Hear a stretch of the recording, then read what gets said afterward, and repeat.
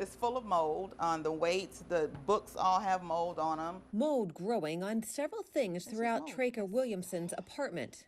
This is just mold. It's just mold growing on everything. The hats, the mold growing there. She did report it to her apartment complex, and several crews came to address the problem. They checked for moisture, of which they found an excessive amount. And so what you hear in the background is dehumidifiers that they left here to run in an apartment.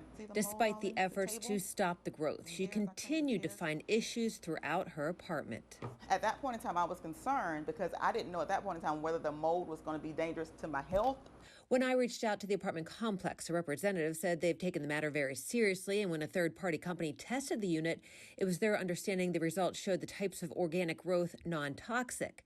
They added they repeatedly offered to move her to a different unit or break her lease and move out completely, and also offered her compensation to clean her items. For me to try to replace a couch, especially with today's inflation, the tables, I have mold on the cables on my television.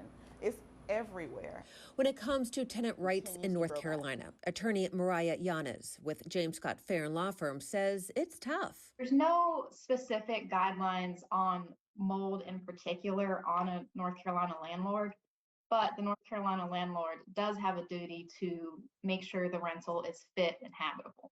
She says the key is for the tenant to take pictures and video of the issues and report it right away. They typically have about 30 days to fix the situation unless it's an emergent situation. My biggest recommendation is to document. So if you have that verbal conversation, just follow it up with an email. And don't just stop paying rent, as that could actually hurt you. Look at your lease and see if it has specific steps you need to take if you do discover mold. I'm Troubleshooter Diane Wilson, ABC 11 Eyewitness News.